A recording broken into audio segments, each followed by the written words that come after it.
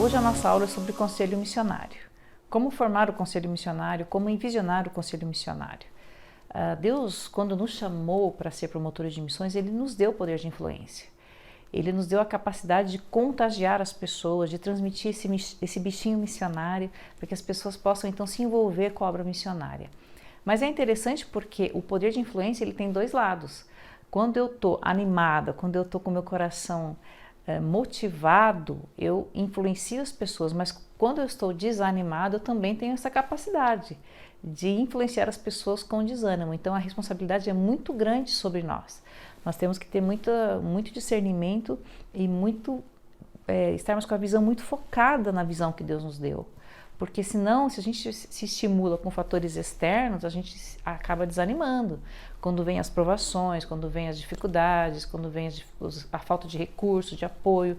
Então, os nossos olhos têm que estar sempre no Senhor e na visão que Ele nos deu. Agora, a questão do conselho missionário e do envolvimento das pessoas, do contágio das pessoas, quando a gente anda aqui no interior de São Paulo, meu marido, Misael, sempre gostou de mexer com essa coisa de gado e tal, e a gente estava andando uma vez e ele me mostrou uma fila, o gado andando no pasto assim na fila, um indo na frente e os outros todos certinho atrás de uma fila. E ele estava me falando que quando eles estão pastando, um gado levanta a cabeça, sente o cheiro da água, do coxo, então ele começa a andar e um a um todo o rebanho vai erguendo a cabeça e seguindo aquele que foi primeiro. E aí eu falei, isso tem a ver com o promotor de missões, porque mobilização é um a um. A força do rebanho acontece, mas é de um a um.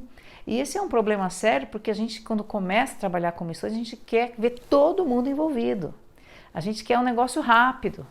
A gente normalmente fica desestimulado se o pastor não é o primeiro que vem com a gente. E a gente tem essa ideia de que a coisa vai ser rápida, mas não é. É um a um. A gente trabalha que nem formiguinha. Uma vez eu recebi um telefonema de um promotor muito triste. Olha, hoje foi nossa abertura de missões, era um domingo à noite. E você acredita que não me deram a palavra uma vez e não sei o quê, muito desanimado. Eu falei, eu não nasci para isso e eu acho que não vou mais trabalhar como promotor. E foi contando, e eu fui conversando, e aí ele disse assim, você acredita que no final do culto, minha irmãzinha chegou para mim e falou assim, e aí, já podemos começar a fazer aqueles bolos missionários? E aí eu falei assim, o que, meu irmão? O bichinho pegou, o bichinho espalhou, olha só, as pessoas estão envolvidas, você não fez nada, as pessoas já estão querendo trabalhar, já estão querendo se envolver. Então, percebe como que se você foca demais, querendo que alguma pessoa te siga, você corre o risco de não enxergar o que Deus está fazendo ao seu redor, levantando pessoas, contagiando pessoas, o bichinho está espalhando, as pessoas estão se apaixonando por missões e muitas vezes você não está nem vendo, porque você está focado em alguém ou você está querendo que seja uma coisa que alcance todo mundo de uma vez. Portanto, a obra missionária, o contágio, a influência é um a um. E a gente tem que ter esse discernimento. Deus nos chamou para ficar, mas não para a gente ficar parado e nem para ficar sozinho. Nós somos chamados para ficar, para mobilizar e para juntos, andarmos juntos como o povo de Deus para o avanço da obra missionária. Então, quando lá em Eclesiastes 4:9, Salomão diz que é melhor ter companhia do que estar sozinho, porque maior é a recompensa do trabalho de duas mãos. Nós não podemos andar sozinhos. Uma das coisas que nos chamou a atenção na pandemia, quando pegou todo mundo de surpresa, as igrejas tiveram que ficar fechadas, os templos, as igrejas que conseguiram fazer campanha na época de mundiais foram as igrejas que tinham conselho missionário, equipe missionária, como você chamar na sua igreja. Essas igrejas que tinham esse grupo conseguiram se reinventar rápido, porque elas não estavam sozinhas, pessoas, elas juntas, mesmo tudo pela internet, conseguiram fazer a campanha e criar outras maneiras de fazer campanha sem ser no templo. Então isso mostra como que é importante a gente andar junto, a gente trabalhar junto, como que a equipe missionária, o conselho missionário faz diferença na vida do promotor de missões, por muitos motivos. Mas acredito que o maior, é impossível um promotor de missões estar com as crianças, com os juniores, com os adolescentes, com os jovens, com os adultos, com a MCM, nos PGMs, nas organizações missionárias. Nós não conseguimos estar todas as classes do EBD, é impossível. Mas existe uma forma, trazendo a liderança desses todos para o conselho missionário. Então, quem que faz parte do conselho missionário? O líder das crianças, o líder dos jovens, dos adolescentes, da música, da MCM, PGMs, dos homens, dos professores das classes. Então, a gente consegue montar um grupo, formar um conselho missionário que vai alcançar toda a igreja. E a nossa missão como promotor de missões é envisionar esse grupo para que eles possam, lá nas suas classes, nos seus departamentos, nas suas organizações, influenciar as pessoas com visão missionária. Claro que debaixo da oração, só Deus para fazer isso. A oração é a base de tudo. Então, com a ajuda do seu pastor, comece então a conversar com esses líderes e marque então uma reunião, faça um grupo no WhatsApp com toda essa equipe, trabalhe de forma muito profunda a questão da oração, a importância da oração, como que nós estamos em batalha espiritual, como que levantar uma geração com visão missionária é guerra espiritual. Satanás não quer isso, ele quer que as igrejas fiquem fechadas em si mesmas, nos seus projetos, sem visão missionária. Então, envisionar essa equipe é muito importante. Lá no blog do promotor, nós temos estudos para você fazer com o conselho missionário. Tem uma categoria só sobre o conselho missionário. Você pode clicar nessa categoria no celular ali embaixo, no computador é assim do lado, as categorias, você pode clicar em conselho missionário, você tem várias coisas sobre o conselho missionário, inclusive tudo isso que nós estamos trabalhando aqui no curso. E lá nesses estudos, existem alguns estudos prontos para você fazer com o conselho missionário. E os estudos são os seguintes: mobilização, uma batalha espiritual. Você tem os slides no PowerPoint, você tem tudo para você no Word, para você trabalhar a questão que eles enxerguem que nós estamos em guerra espiritual. Servos do Supremo Servo, um estudo sobre servidão, que nós somos todos servos, ninguém é mais do que ninguém, nada é sobre nós, tudo é sobre Ele, sobre Jesus.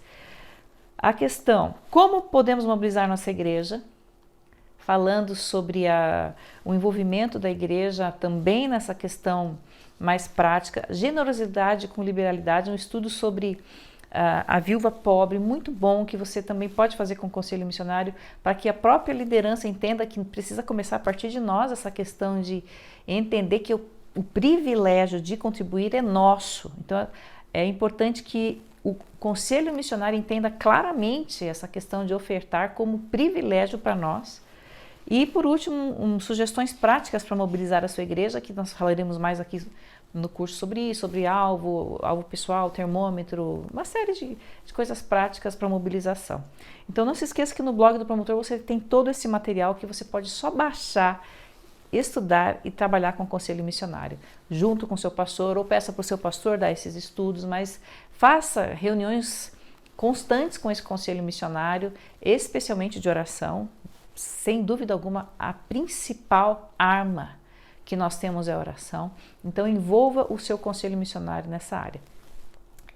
Eu me lembrei de uma história agora, de uma promotora. Eu fui falar num acampamento e ela tinha ido por ir, porque ela já tinha pago, porque ela já tinha desistido, já tinha feito tudo na igreja dela e não teve jeito, a igreja não se envolvia. E nesse acampamento, ela acabou indo porque acho que ela já estava com o acampamento pago e foi, mas ela não queria mais ser promotora. E nesse acampamento eu falei muito sobre essa questão de oração, da importância da gente orar, da gente tomar cuidado para não gastar mais tempo com as coisas de Deus do que com Deus, que é um grande perigo para a gente que trabalha na igreja assim, muito ativo, né? Não se envolver mais com as coisas de Deus do que com Deus. É um perigo, a gente tem que tomar cuidado para isso não acontecer.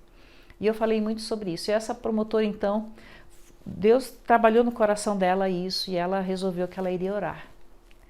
Ela não ia fazer nada do que ela tinha feito até ali, mas ela apenas ia orar. E a sua igreja fez a maior campanha da história da igreja. Então, são histórias reais que mostram como que a gente precisa entender o poder da oração e como a gente precisa transmitir isso ao nosso conselho missionário, à liderança da nossa igreja, para que a gente possa então ter campanhas e envolver a igreja nessa visão missionária, nesse ardor missionário. O conselho missionário precisa ser aquele olheiro sabe aquele olheiro de futebol? Que fica observando as pessoas jogando, tá?